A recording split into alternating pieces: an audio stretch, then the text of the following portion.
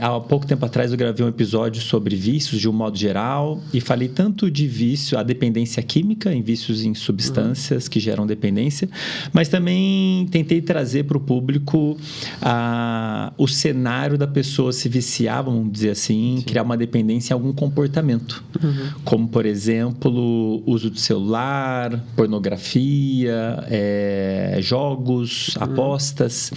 E eu queria te perguntar, assim, na minha experiência, depois que comecei a fazer divulgação científica, comecei a ter mais contato com a população, de um modo geral, e eu percebo que esse é um problema muito comum, é um tema que gera muito interesse nas pessoas.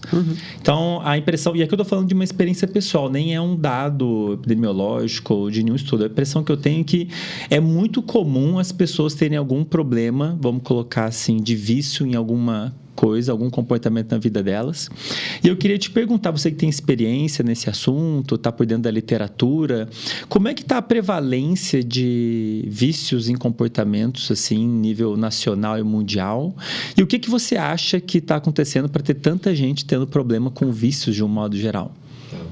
Na verdade, assim, esse tema é muito, muito importante, muito interessante, porque se a gente for pensar, a dependência, né? A gente chama vício, na verdade, o termo técnico é dependência, ela é uma coisa que é um transtorno mental que é evitável.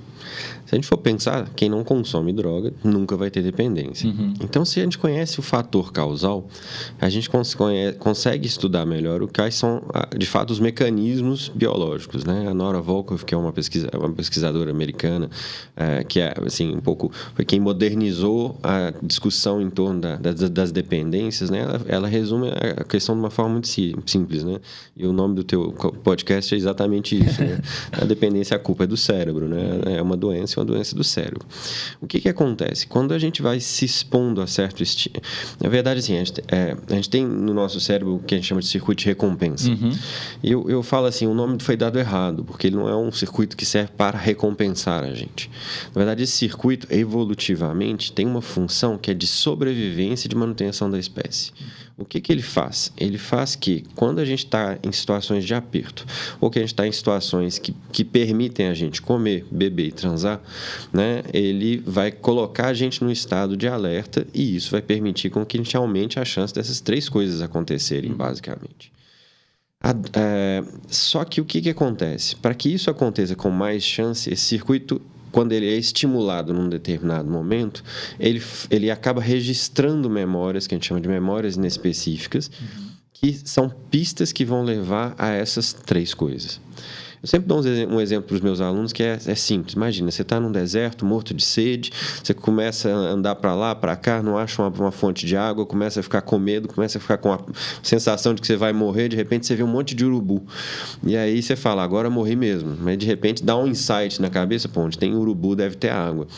E aí você começa a seguir o voo dos urubus, começa a ver mato no chão, começa a ver uns arbustos secos, começa a ver umas árvores secas, onde tem árvore, onde tem arbusto, já teve água, continua seguindo aquela pista, de repente você chega numa vereda e atrás da montanha tem uma fonte de água. Você enche a boca de água, imediatamente lá no seu circuito de recompensa vai liberar um tantão de dopamina. Aquele excesso de dopamina aumenta a quantidade de glutamato numa via, que é, né, a nossa área tegmentar ventral, que vai fazer com que o nosso hipocampo fixe informações. Quais informações que ele vai fixar forçadamente? Você não precisa repetir a informação. Urubu, mato, capim, árvore, arbusto, te leva à água. E aí, a próxima vez que tiver com sede, quando você vê essas pistas, teu cérebro libera um tanto de dopamina que te põe num estado de alerta e fala, opa, tem água por aqui, onde é que eu acho isso?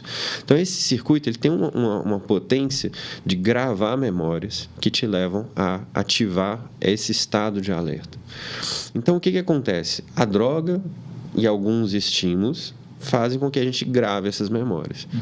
Então, eu estava triste, fumei maconha, gravei quando eu estou triste, eu entro no estado de alerta que eu fumo maconha e resolve. Eu estava feliz, fumei maconha, então a sensação de estar feliz, passei na frente da boca, enquanto fumei com um amigo. Então, a gente vai associando coisas que não tem nada a ver com estímulos que a gente precisa para sobreviver ao uso da droga. Então, é como se a gente curto-circuitasse o cérebro E ele passa a ser ativado e entrar nesse estado de alerta por várias coisas que não tem que dar esse estímulo. E aí a gente entra numa questão, né? A gente tinha a ideia que esses estímulos externos, esse excesso de dopamina, só aconteceria com a droga.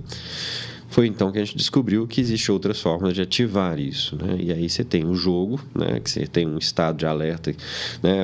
Quando você tem o big win, né? Aquela primeira vez que você ganha e que você fala, uau! Jogo né? de apostas, você quer dizer? Jogo de apostas, né? Porque acaba virando uma dependência, né? O jogador compulsivo, que a gente chamava antes, hoje a gente chama de dependência de jogo, né? Então, os próprios cassinos, eles já programam as máquinas da frente para você ter uma chance maior de ter o big win logo que você entra no cassino. E existe vários estudos que já mostraram a correlação entre quanto mais precoce seu big win, maior a chance de você se tornar dependente do jogo, por exemplo. Caramba, é mesmo? É.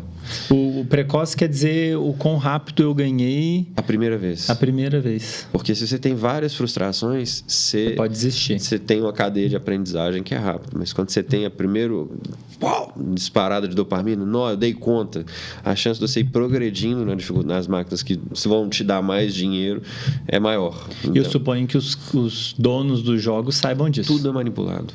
Tudo é manipulado. Para fazer você que é novo... Tudo é manipulado. Por exemplo, jogo de raspadinha.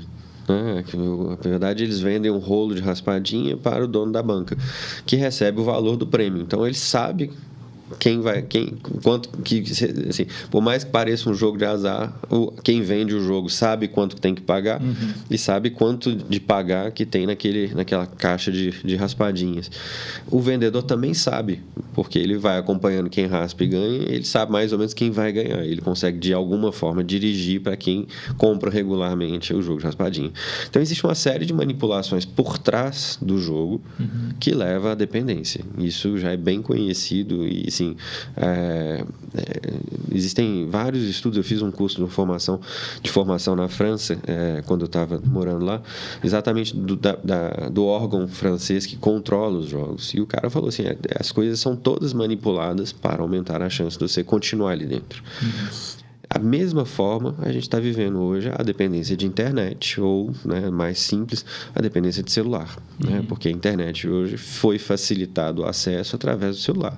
A gente carrega ela dentro do bolso, a gente dorme com ela do lado da cama, a gente leva ela para o banheiro, a gente, né, o tempo inteiro, de alguma forma, a gente está com a internet na vida da gente. A gente está sendo obrigado a viver interneticamente, né, vamos dizer assim, porque, de alguma forma, a gente paga conta, a gente reserva viagem de avião, a gente pede comida. Então, tudo está girando em torno dessa caixinha. E aí há uma discussão se a gente vai dizer que isso é dependência de internet ou dependência de smartphone. A gente tem alguns estudos que foram feitos em cima disso aqui no Brasil. E a gente tem essa discussão, né, na literatura internacional, se é uma coisa ou a outra, porque, na verdade, a questão é o acesso à internet.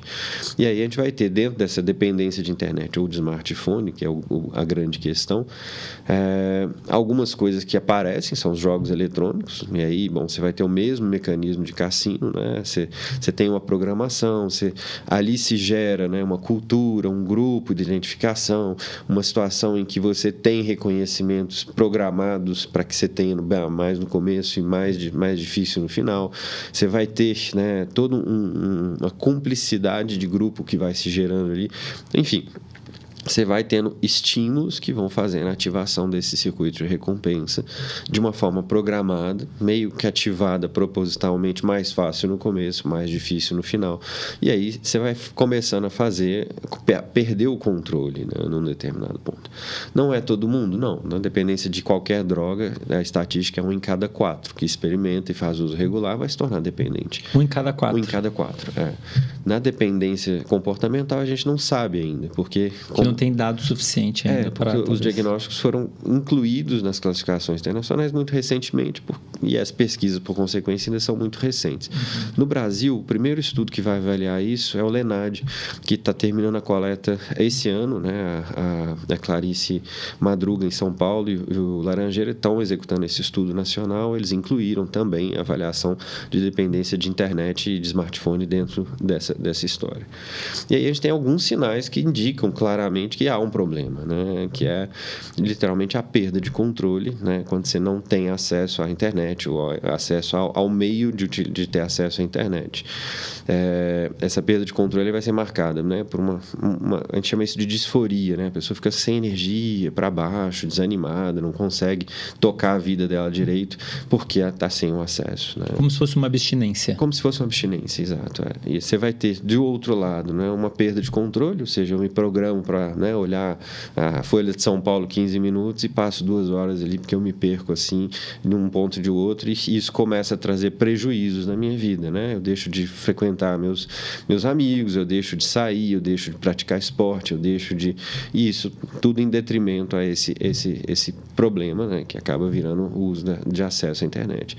Eu privilegio esse acesso em detrimento a outras coisas. Também é um sinal que a gente tem que preocupar com que há um problema ali, né? E aí tem outros sinais, mas assim, na classificação, se a gente for olhar, é muito parecido.